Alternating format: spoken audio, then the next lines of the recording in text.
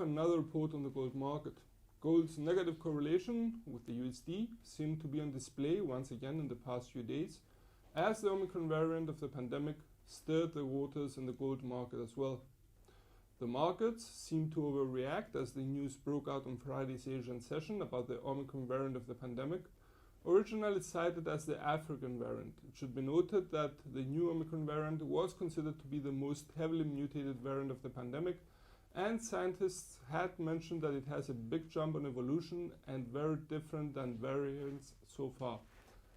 The comments tended to intensify the market's worries about the pace of the global economic recovery, as restrictive measures were mulled in various countries to contain the transmission of the disease. Gold prices rose as the USD seemed to retreat, yet may have also gotten some support by the appeal provided by the uncertainty in the markets and the drop of US yields on Friday. Comments made by scientists that the symptoms of the Omicron variant seemed to be mild tended to soothe market worries for the possible impact of the new variant of the pandemic on the recovery of the global economy, and overall gold's price retreated to levels seen before the Omicron variant's news surfaced.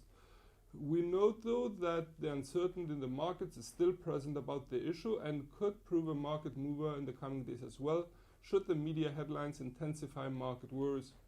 We already mentioned that gold may have gotten some support on Friday, also due to the drop of US yields, yet we have to note that today the 10-year yield is already at lower levels than Friday, with a downward trend building.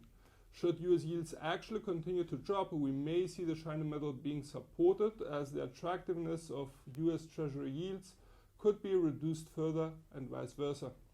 On a more fundamental level, traders may also be keeping an eye out for the inflationary pressures in the US economy and the Fed's intentions regarding its monetary policy.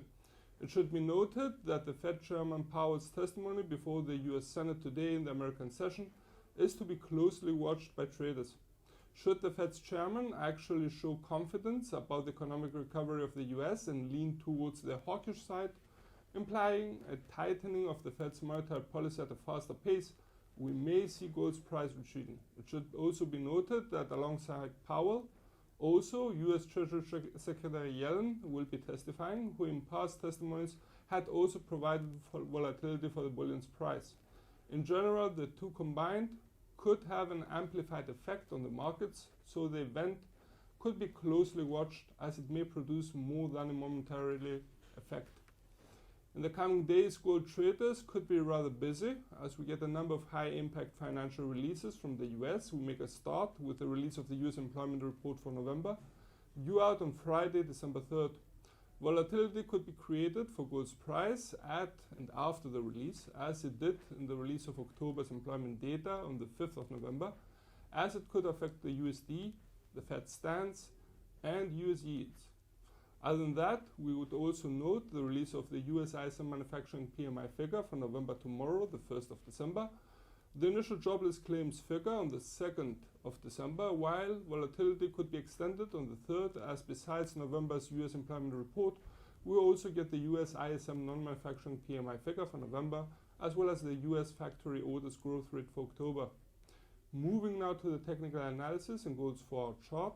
Gold's price seems confined in sideways movement between the 1780 support line and the 1800 resistance line for the past days, with the exception of the small rally on Friday. We tend to maintain a bias for a sideways movement of the precious metals price temporarily, despite some bullish tendencies being present. For the sideways bias to change, we would require clear breaking of either of the pre-mentioned levels. Should a buying interest be once again present for the precious metal, we may see it breaking the 1800 resistance line that capped gold's upward movement on the 14th of October and take aim of the 1815 resistance level, which marked the high point for gold last Friday, the 26th of November. The highest level noted in our chart would be the 1832 resistance hurdle, which provided resistance on the 9th of November before being broken. To the downside, and should the bears take over, we may see gold's price breaking the 1780 support line that provided support on the 24th and the 29th of November, taking aim for the 1760 support level, which held its ground to the gold's downward pressure on the 18th of October. Lower than that, we note the 1745 support barrier. And that should sum it up for the day. Hope you enjoyed this video. From all of us here at IronFX, best wishes for solid trading.